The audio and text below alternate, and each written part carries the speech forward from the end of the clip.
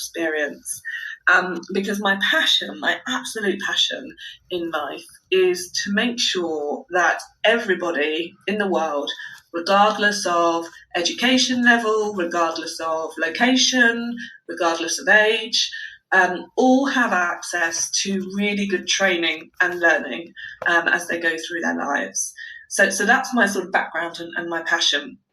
And over the last decade, we have pioneered a new form of accreditation that's linked directly to research and university bodies. And so we continue to work with organisations all over the globe, all over Africa, and we're present in over 60 countries. And we're very proud to have accredited your organisation, Soha, and to have you as part of our prestigious global community. So that's really a little bit of background about me. And so, as I said, it's a great pleasure to be here, and I always find it an honour to be able to share my passion, which is CPD and lifelong learning. Thank you for that, Amanda. I like how you say that it's your passion, and you're committed to making sure that this kind of training and learning is available to people from all around the world. And I just want you to really, kick off with context setting, because what I found when I started, this journey on CPD training was that I had to keep explaining what CPD meant. You know what I mean? I had to be like, okay, CPD means continuing professional development. Now I know in the UK it's a well-known term, and also people who are familiar with CIPR, who are also within Nigeria, would be used to that term. But generally speaking, people who are outside of that space, and I think in the US they use a different term as well. So it's really about everyone knows what it is, but then there are different names by which people in different regions talk about it. So tell us a bit about, from your perspective, what does CPD mean for someone either in business, you're an entrepreneur, you're a leader, or you are somebody who has a career. What's the value of CPD, and why is it even a thing? Okay, well, I think here it's probably best to kind of give you the historical background of where it's come from and why it's important today, if that's okay. I promise you I won't bore you with too much history. Okay. But essentially, continuing professional development means just simply an approach to doing lifelong learning. Okay, right? So we all wake up every day, we go to our jobs, we build our careers, we look after our families, and everybody now wants to be able to grow in some capacity, either professionally by learning new skills, updating your knowledge, and doing it in quite a formal way in terms of going on courses or events or any other sort of training seminars. Or we do CPD every day without realising it, because all of us have a smartphone, or most of us have a smartphone. We put lots and lots of searches into Google, and we are definitely in an information age. So in terms of what CPD is, it's just a sort of structure, if you like, almost like a sweet wrapper, whereby what we do first is we think, okay, well, where am I missing skills? Where do I need to update myself? Sort of thinking about it in quite a concentrated way, and then going and finding a CPD accredited activity. And that could be a course, it could be a webinar, it could be a podcast, it could even be the live session that we're having today. But you're doing it in a sort of quite a planned way. And then your next step is to undertake the learning, and then to spend, and this is the crucial part, just a little bit of time at the end to reflect on what you've done. And people find that often the hardest bit to do. But just sometimes to take a few minutes, or to take, half an hour, to jot down and log, okay, I've undertaken this LinkedIn Live today, for example, and this is what I've learned. These are the key points that I've taken away. And now I've done that, how has that helped my skill set? And the big question is what I do next. So that's sort of the definition, if you like, of CPD, as opposed to just off the cusp, as we say, learning, where we just decide, hang on a minute, what does that mean? I'll go into Google, I'll go into Wikipedia, I'll read it, and then I'll move on. So CPD is just a structured way of thinking about learning, and the recording part and the reflection part is quite important. So in terms of its history, that goes back quite a long way. The earliest profession to undertake CPD was in medicine and healthcare. The Royal Medical Colleges, for example, in the UK, were established in the 15th and 16th centuries. And even back then, professional medical healthcare individuals at that point tended to be doctors or surgeons, would join together in the evenings to undertake seminars to learn new ways and better ways of practicing. And then the 18th century came along, there was the Industrial Revolution, and more professional bodies were established.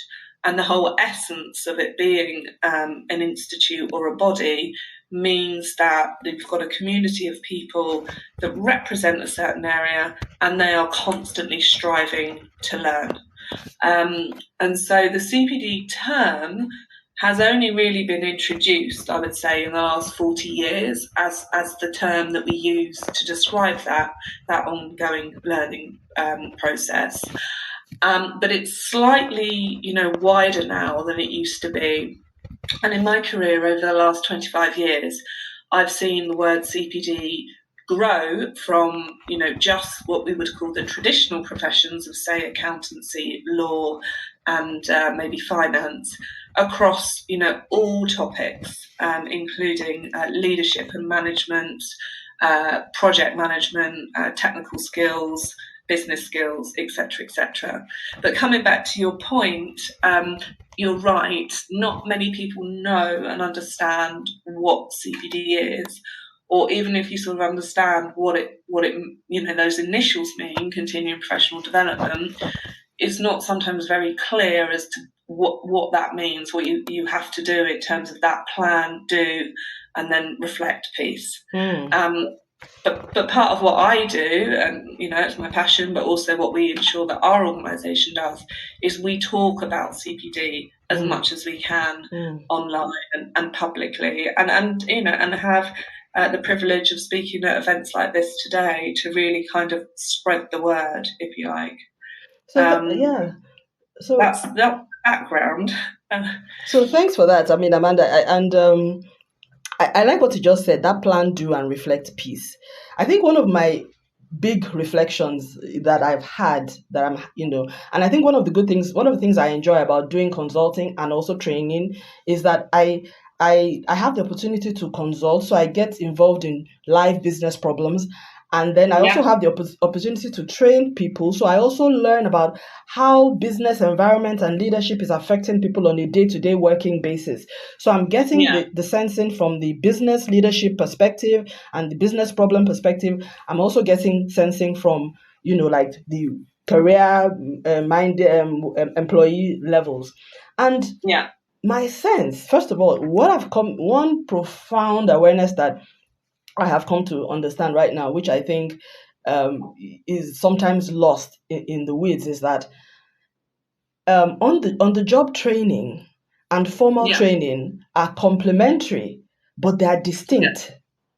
Because I think that some people feel that on the job training replaces the need to do formal learning. But what I've found out, I mean, I'm still going to do a bit more research on this, but what I'm beginning to find out is that what you learn in a classroom, you are not likely to ever learn it on the job. And that comes to your point about the structured nature of the learning. Because the nature of the learning is classroom-based, is teaching-based, it focuses on concepts and principles, and has a structure within it, which can only be provided in a classroom setting. So on the job, you're not going to get that. So you need to have both running both sides. You're going to say something. Well, I totally agree. I mean, we have, with my psychologist hat on, if you like, Yeah. looking at the science of CPD. So roughly 70% of our learning is learned in the workplace. Now it's on the job, it's talking to colleagues, it's being trained, etc., etc. And then we have about 20% of our learning is sort of self-directed. So it's us, as I mentioned earlier, going to find the pieces and courses to do. And then really, it's only when you go on a course or to a conference does that then give you 10% of your learning overall. Because you're absolutely right, Soha. You go to a course, and whilst it might be really useful and really interesting, and you might meet some really good people and get some new ideas, the chances are if you go to a 2-day course, there's only going to be maybe an hour of it or less or more that is directly relevant to your role that you will take away as CPD. But that said, you've also got 70% of your time at work whereby you might undertake one of your employer's courses. So it's definitely a kind of a tug of war, if you see what I mean, as to where we learn. Interesting. And I think what I have also, I think it's what I've observed in our local context is there is not much of even the workplace training is not happening. Yeah. So it's not even a lot of the on the job is really about thinking that your leader will coach you, and then most times the leaders don't.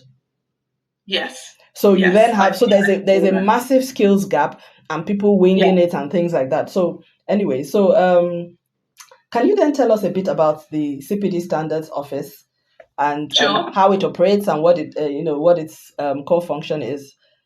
Yeah, absolutely. So, as I said, we founded it on the basis of a university research project, which I'd led at 2 universities here in the UK. And we're very proud of that. We still continue to do research today because we were the first CPD accreditation service to come from science, if you see what I mean.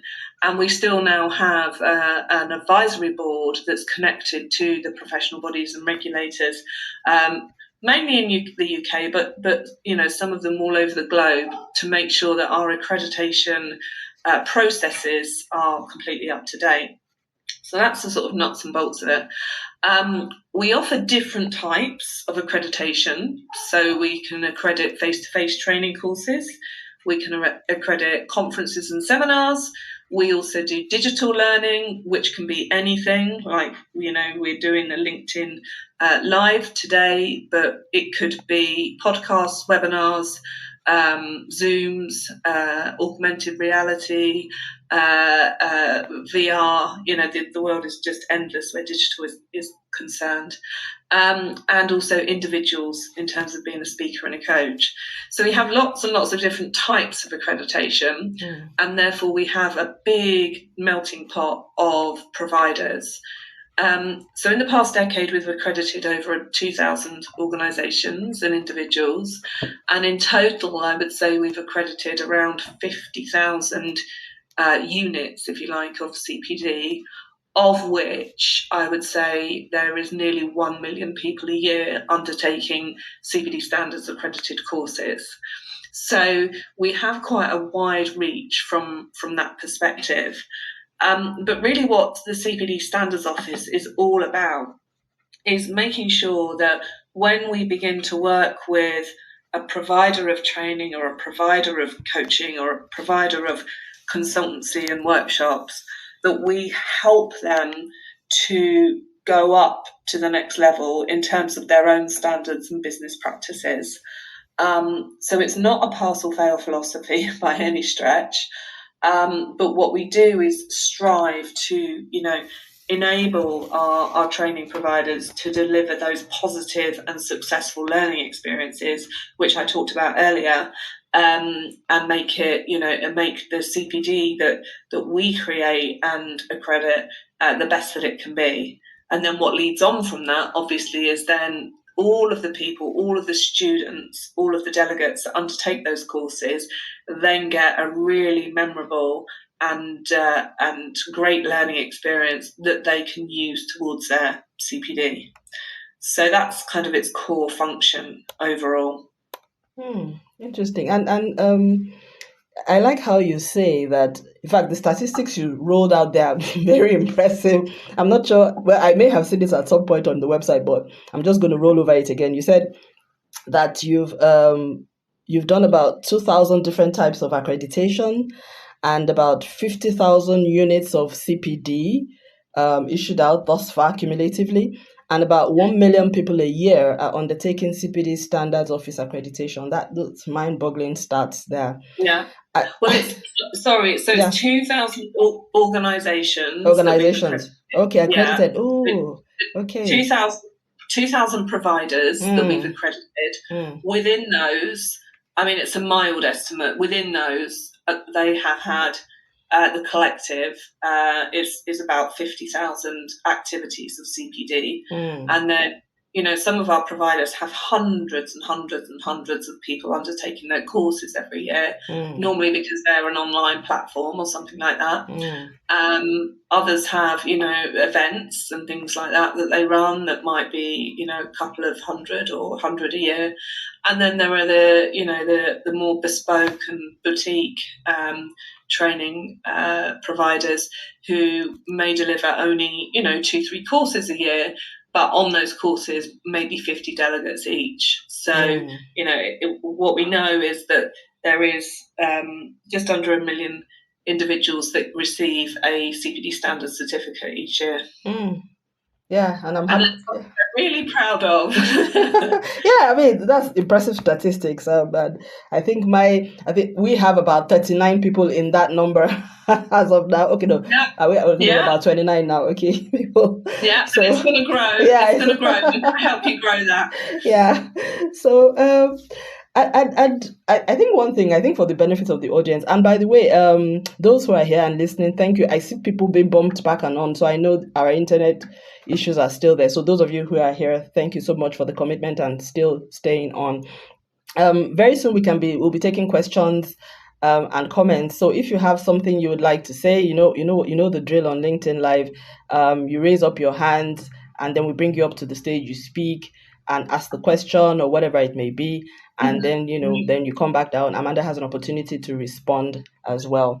Sure. So you talked about the fact that you help the providers to grow and deliver a positive experience. And I think for the benefit of the audience, one way that this helped me when I wanted to start my courses was that in my mind, I knew what I wanted to do, but I didn't know how to go about it. When I went through the process, I saw this, the form, they sent it to me, and they were asking many questions, but it made me think about different scenarios.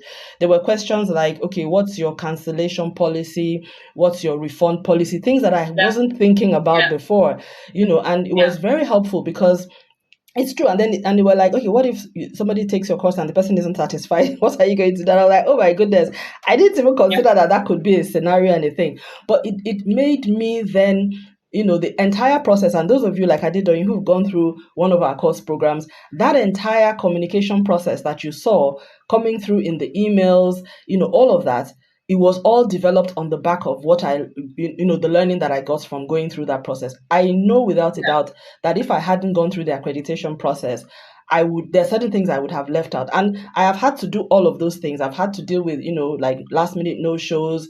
And then, by the way, that feedback about, handling a dissatisfied client was one of the reasons why we ended up coming up with a post-event coaching offering, where we now decided that if anyone felt, they needed a bit more clarity, we would provide 1, 2, 3 hours post-course for group coaching. But that was all based on going through that process where we were being asked certain questions. And of course, we submitted all our slides, everything. There were questions about, pre-event survey, questionnaire, there was just a whole lot of stuff. So the one thing I would want to say, the next question I'm going to ask Amanda now is that, before I decided to sign up with CPD Standards Office, there were many other CPD providers out there. Yeah. Even in the UK, and there were some that I almost, I thank God I didn't, but there were a couple that I don't even know. I think they came into, I'm not sure if they came into my radar on or before you, but anyways. And I know why eventually I ended up with you guys, but I would like to hear from you.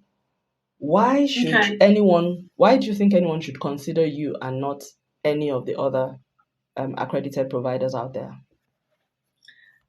It's a good question, and I will answer it sort of as diplomatically and as neutrally as possible. I think any market that you look at always has a level of competition and other providers that are available. In our market, you've got two different types of CPD accreditation. You've got the independent accreditation, which is what we offer, and a couple of other organisations also offer that. But then you also have the professional bodies themselves offering a CPD accreditation. So when the professional body offers a CPD accreditation, it means that for their membership, they can get a CPD certificate. So, for example, if you undertake legal training, for example, with one of the legal professional bodies that have a CPD accreditation, then they will be able to issue a certificate. But if there are other people in the room who are not necessarily of a legal profession, perhaps it's because it's a management skills course, then the certificate won't be relevant for them. So that's the first thing that you need to double check if you're looking at a CPD accreditation from a professional body. The other side of it is that there are other independent CPD accreditations available. But we are different from those because, as I said, we have come from research, we have come from science. We are the only organisation that over a decade ago pioneered this new type of accreditation that looked at different criteria for, as I said earlier, face-to-face or event or online. Previously, there just used to be one set of criteria that would go across all types of learning, and some of those independent bodies still have that methodology in place, which whilst might seem okay, it doesn't necessarily fit with the CPD requirements for people that they need to do their CPD for their professional registrations. So that's the first side of it. The second side of it is that we pride ourselves on being a community rather than just having individuals like yourself, who are members with us. So we have a full customer experience and account management team, which will check in with each of our providers every 3 months. We provide a wealth of information and help, anything from my delegates don't understand CPD, how do I explain it to them, through to I'm having struggles marketing my business, through to I would like to form a partnership with, I don't know, you guys are based in Nigeria, maybe you want to form a partnership with somebody in, or let's say Dubai or London. So I suppose that's how we're different. We have this solid research. We still continue to do research. We've got a white paper coming up in the next month. But also we create and share this community. And there are also regular webinars and events and things like that our members attend. And we're very proud of that. Yeah, thanks for that, Amanda. I some very interesting information there. I like the fact that you say that we pride ourselves on being a community and a wealth of information. And yes, that community is really, really very deep and rich. And having the opportunity to get insights on things like your marketing, as well as opportunities to find out and explore if there are people that you can partner with in other parts of the world on certain things. I think I would like you to, at this point, speak about some of the brands, the major brands that you have that your organization has accredited, and the kind of CPD accreditation that you've done for them? Is it conferences? Is it workplace training? Is it leadership or that kind of thing? I think that would be important for people on the call to hear, because I think it was your community, the strength and the caliber of your audience, your community, and people who leaned to you for accreditation was what won me over. But I don't want to be the one to say it. So just tell us a little bit about some of the known brands that you are part of this community.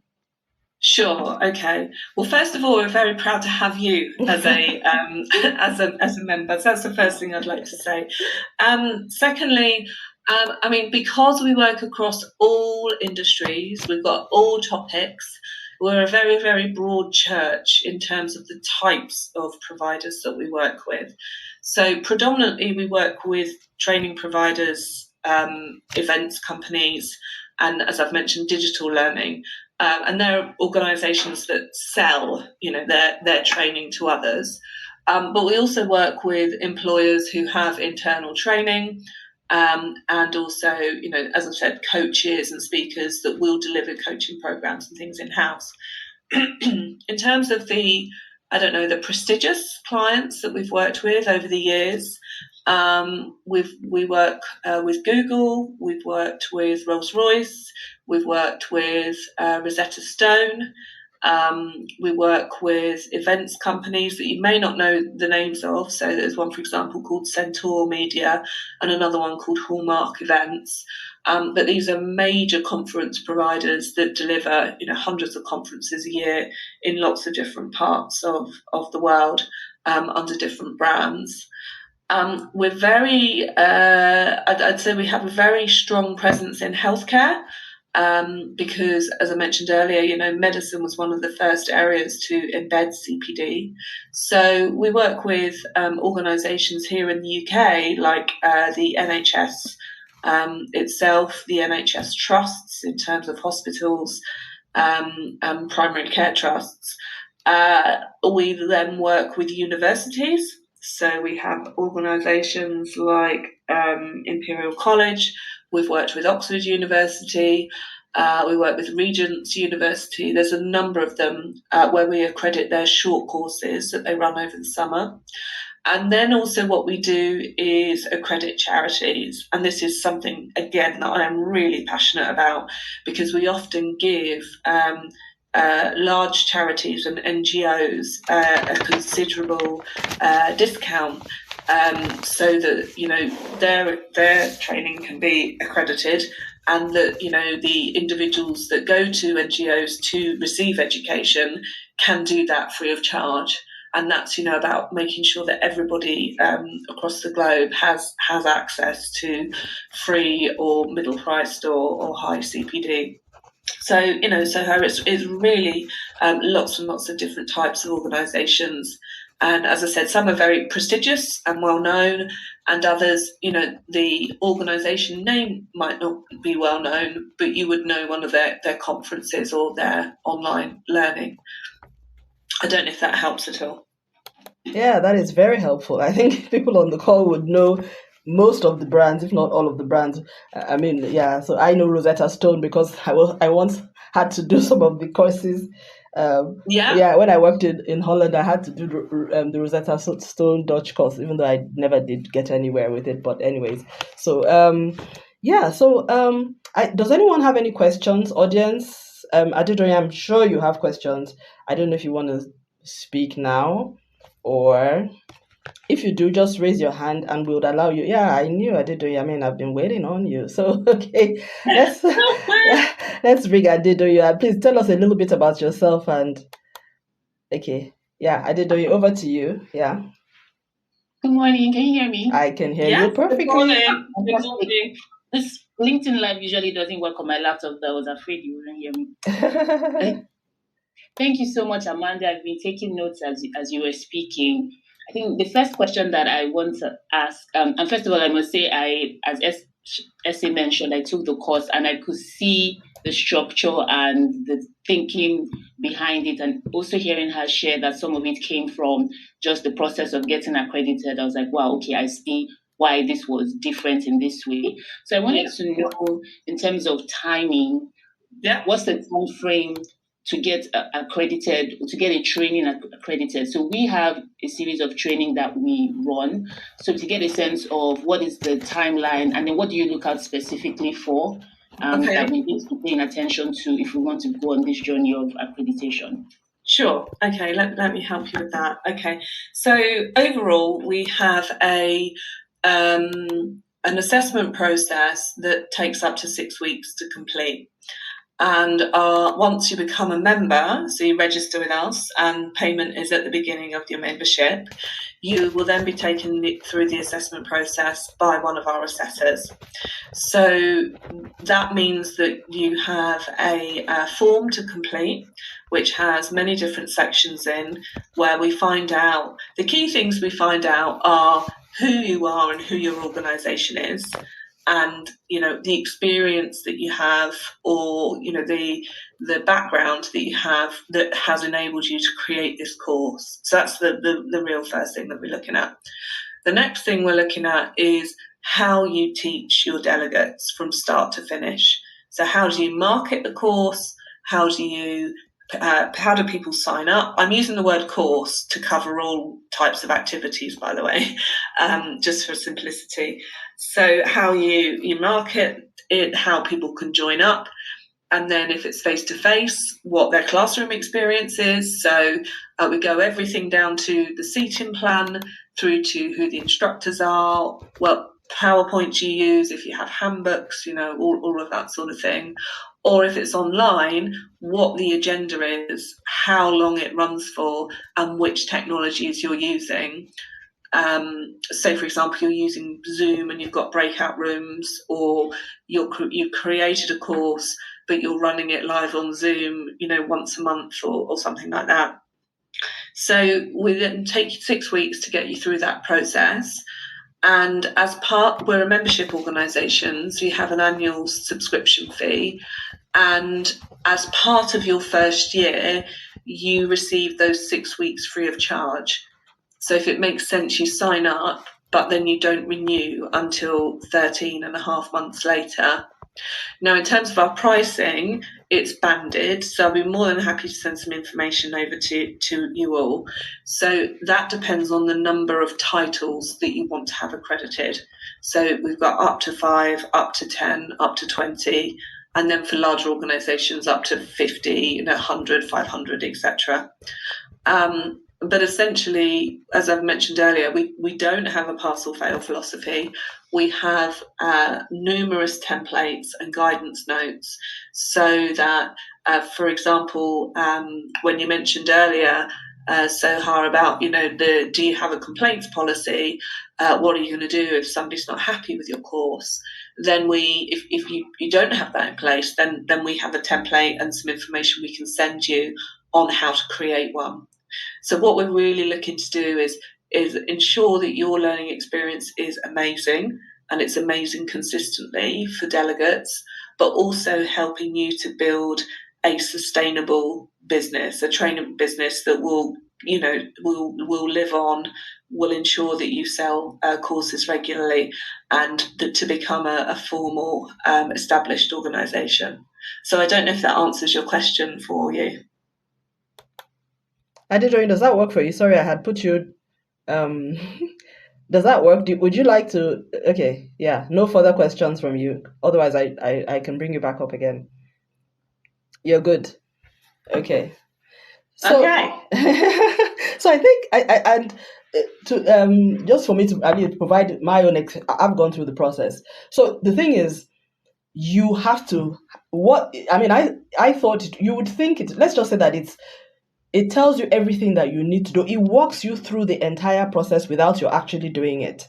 So with the result that by the time you are ready to go, you're really ready. But what I found was that the point at which you think you're ready, you're not actually ready. You just think you are.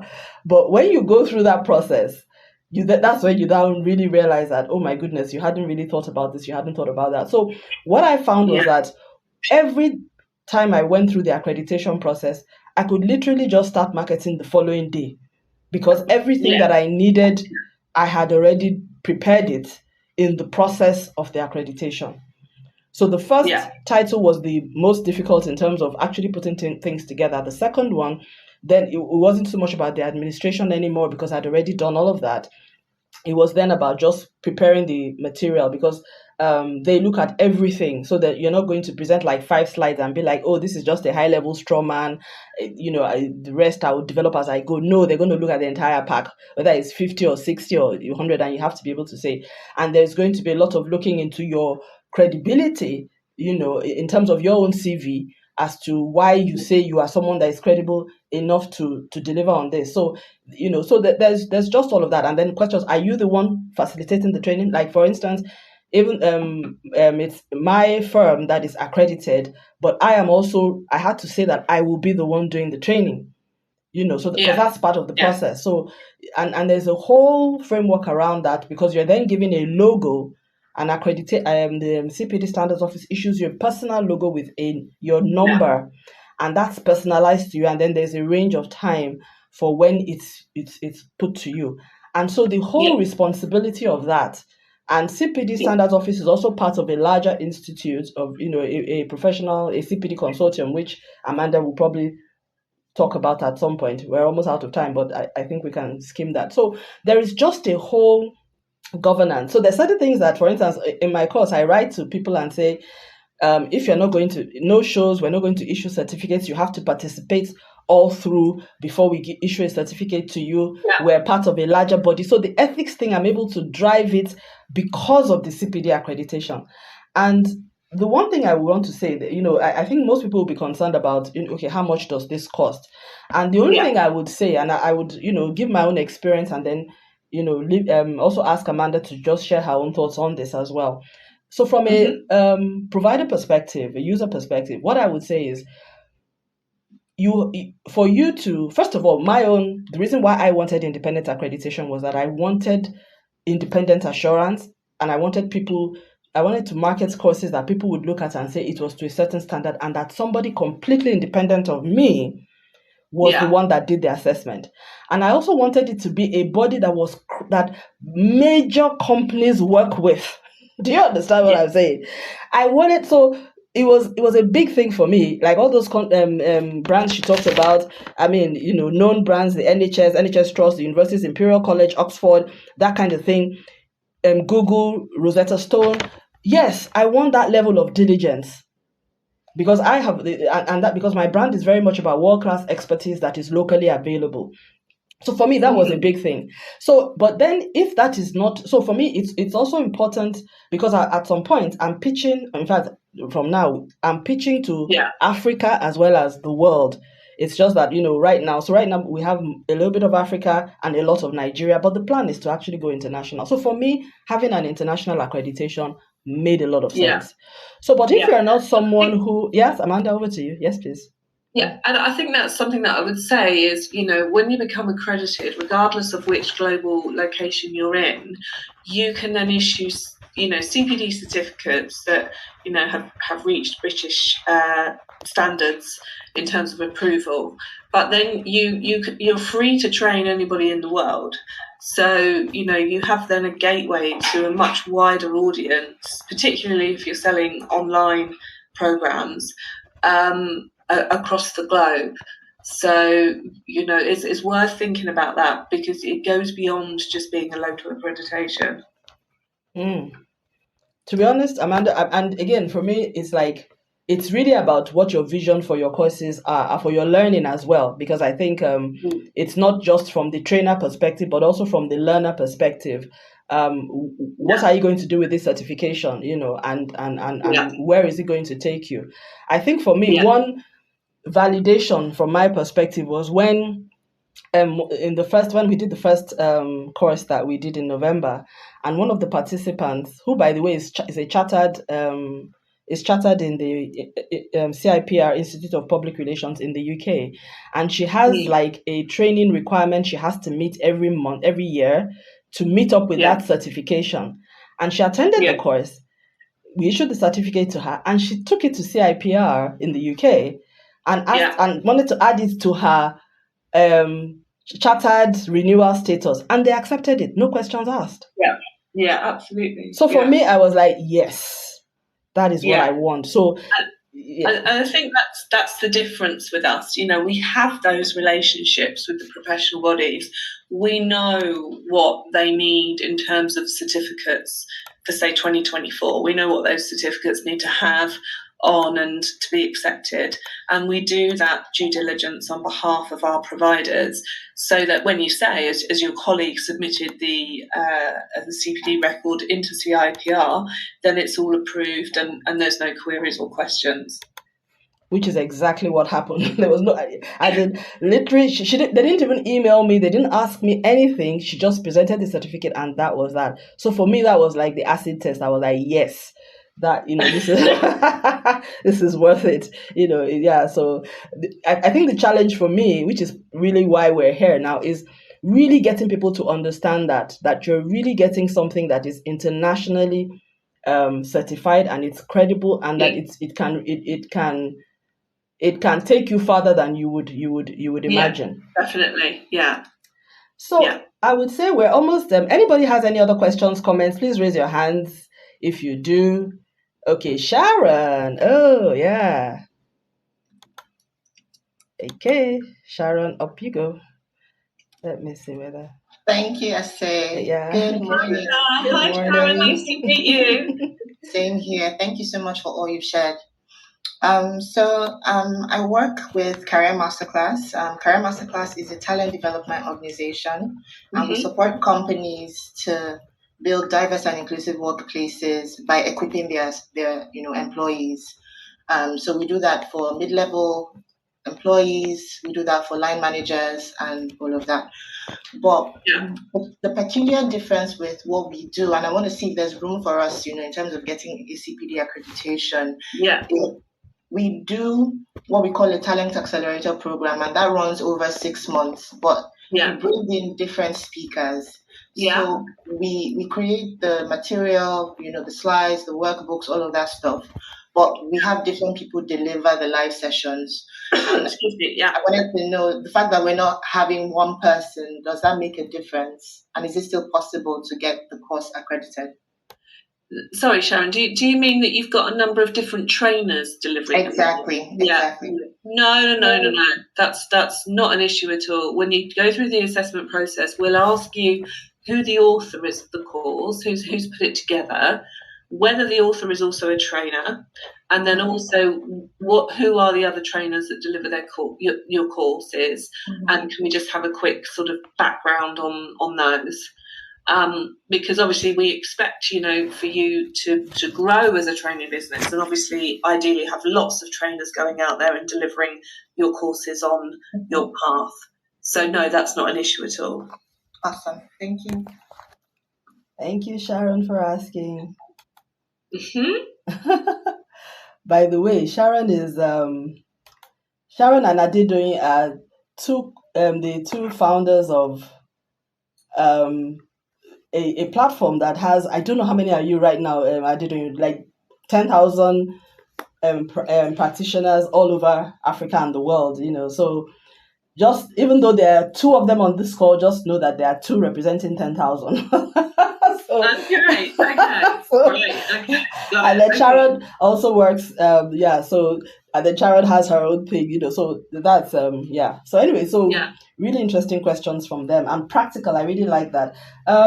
Do you, at this point, before we run out of time, Amanda, do you want to give some guidance in terms of if they want to contact you, and what you and I had discussed in the pre-live session? Yeah, sure. Yeah, no problem at all. So, first of all, if anybody wants to contact me, then certainly we'll share my email address at the end of the session.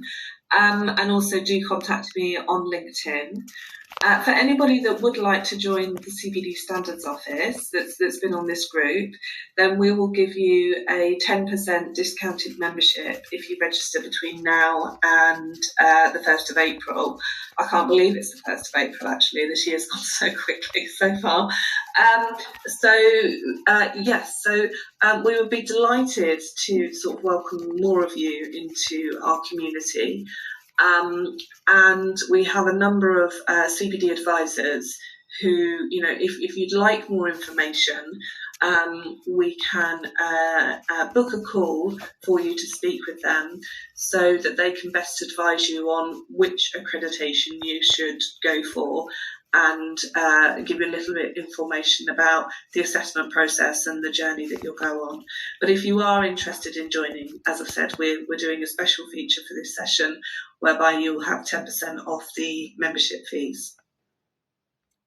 Thank you very much, Amanda. I see Sharon give us a heart emoji. So yeah, that was good news. And the rest of you on the call, if you're hearing us well, I hope this is resonating. Just give us some emojis. You can message me, give us a little bit of feedback. So, I'm sure there is a reason why you joined this. So I hope it's crossing all the T's and dotting, the I's for you in terms of, Yusuf, thank you so much. Let's see, thank you so much as well for being here.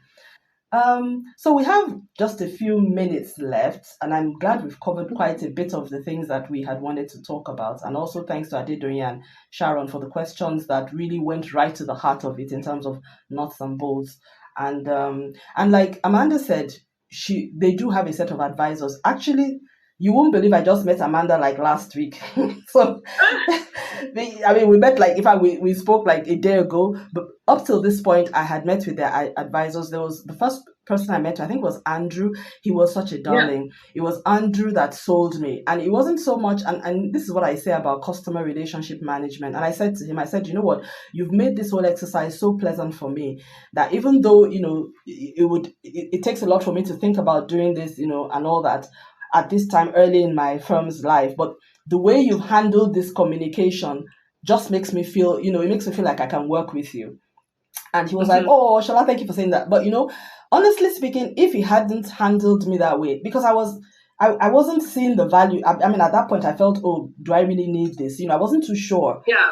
So it was really the way he led me through the process that made me feel, you know what, let me try this. And then when I went through it, I was like, oh my goodness, I would have made so many mistakes if I hadn't done this. I would have, and all of that. So I then saw the value going through that process. So I'm really prepared in my mind. In fact, I'm really prepared. It almost makes you, so they take you through a process that also prepares you, even if you're going to have a training school or the kind of setup that Sharon already has, in her career masterclass, which, as you can tell, is a really big thing already.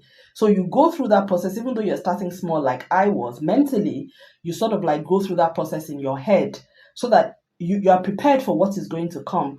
And you start off well, you start off right, whether it's online, whether it's in person, but that structure, that rigor, that diligence of practice is already there. And, the process that you have is resilient for all kinds of scenarios that you find yourself, which I have also seen. So, again, if anybody has any questions, comments before we bring this to a close, just please indicate. I'll bring you up. I think I would just like to ask Amanda, while we're thinking through if we have any other comments, what advice would you have for trainers who are considering the accreditation?